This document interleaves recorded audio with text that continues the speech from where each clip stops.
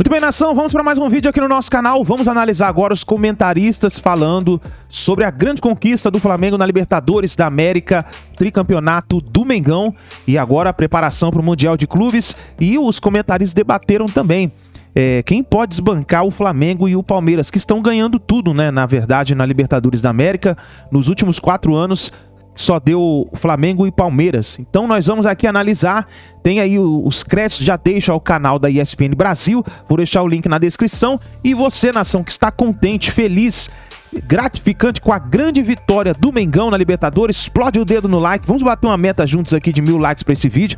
Vai nos comentários e deixa a sua opinião referente ao debate dos comentaristas. Então bora para mais um vídeo aqui no nosso canal. Bora lá mostrar então desde 2018. Flamengo nenhum, mas em 2019 Brasileiro, Libertadores e Carioca. 2020 Brasileiro, Supercopa, Recopa e Carioca. 2021 Carioca e Supercopa. 2022 Copa do Brasil e Libertadores. O Palmeiras, 2018 Brasileirão, 2019 nenhum. Aí 2020 Paulista, Libertadores e Copa do Brasil. 2021 Libertadores.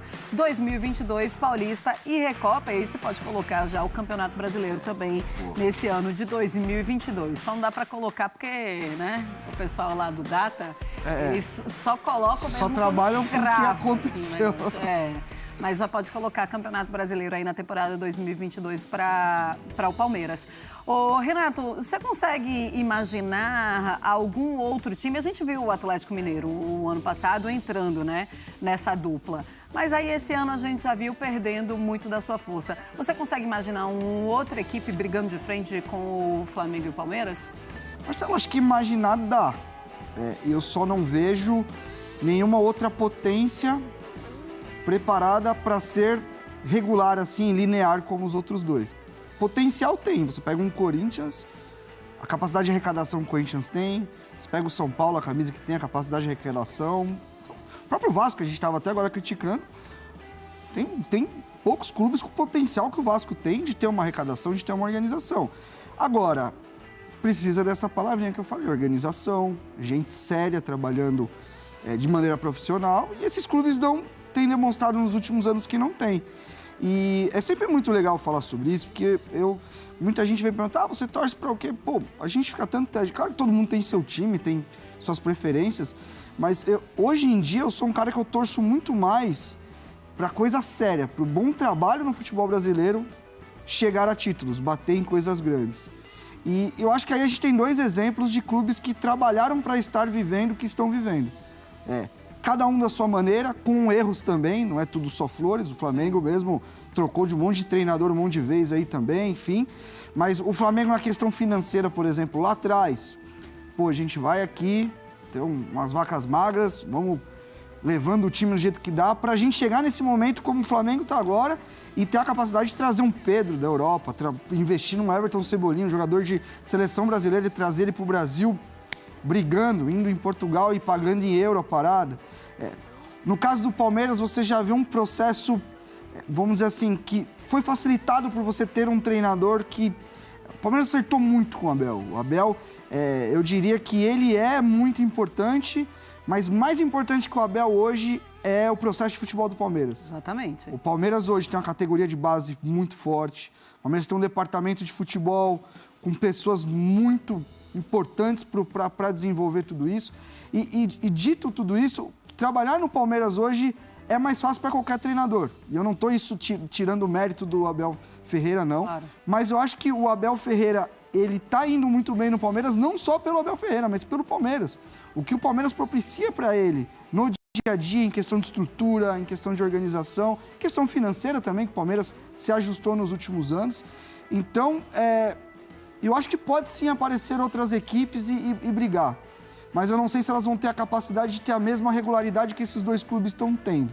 Futebol é muito cíclico, mas se a gente for olhar essa organização, está em clubes menores. O Fortaleza é um exemplo, não tem a arrecadação que os 2 têm, mas o Fortaleza é um exemplo de um clube que está organizado, o próprio América, e não à toa esses clubes têm chegado em Libertadores, têm feito coisas que eles nunca fizeram na história grande que eles têm. Então, Palmeiras e Flamengo hoje vai muito além da grana. Principalmente o Palmeiras. Para mim, o Palmeiras hoje tem um processo de futebol, um departamento, uma estrutura que, independente do treinador, ela tem que ser mantida. André. É a principal rivalidade no futebol brasileiro hoje, talvez no futebol sul-americano. São rivais e concorrentes em tudo, na contratação de jogadores, no desenvolvimento de atletas jovens, na contratação de treinadores. Agora, no recorte mais recente, não no caso do Palmeiras, que tem o mesmo técnico já em temporadas seguidas, isso é sempre um feito aqui no Brasil e na América do Sul em geral, são poucos os exemplos. São rivais na hora de prospectar patrocinadores, são rivais na hora de lutar pelos títulos do calendário brasileiro e sul-americano. Dentro e fora do campo, essa é hoje e já há algum tempo a principal rivalidade que nós temos aqui no futebol brasileiro.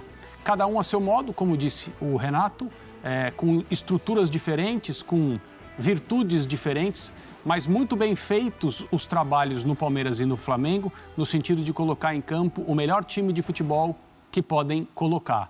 O Flamengo um pouco mais brilhante na capacidade técnica e na reunião de jogadores decisivos. O Palmeiras com uma força coletiva que vem aumentando a cada temporada por causa da capacidade do seu treinador, por causa do desenvolvimento de jogadores.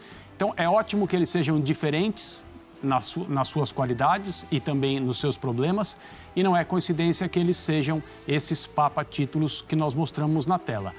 Essa dominação pode ser incomodada, eventualmente, como foi em 2020 o Atlético Mineiro, mas eu acho que, em relação a meu time será candidato sempre, o palmeirense e o rubro-negro estão na frente dos outros torcedores do Brasil por causa da forma como as suas instituições trabalham para levá-los a essa condição como torcedores de futebol, por intermédio, é claro, dos times que representam esses dois clubes. E tem uma situação em relação ao Atlético Paranaense que a gente precisa mencionar.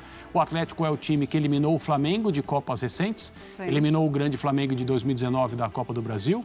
O Atlético é o time que eliminou o bicampeão da Copa Libertadores na edição desse ano. Também não é por acaso, também é fruto de um trabalho provavelmente tão bem feito quanto, mas numa outra realidade de investimento, o que não tira o mérito. Aliás, aumenta o mérito do que vem sendo feito na equipe do Atlético Paranaense nos últimos anos também. A gente poderia até colocar na tela ali, né? 2 sul-americanas, uma Copa do Brasil, porque também são títulos incríveis para uma equipe como o Atlético Paranaense. A gente segue falando de Flamengo e Palmeiras, vamos falar do Flamengo, que já tem a Libertadores, já tem a Copa do Brasil, e a pergunta que todo rubro-negro está se fazendo é: e o Dorival fica?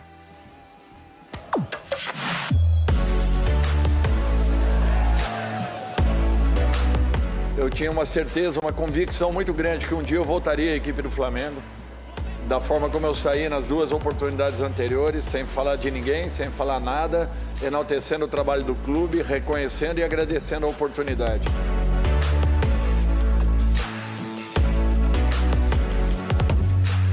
Já conversou com o homem aqui? Já conversou aqui uma tal de renovação aí? Ele responde.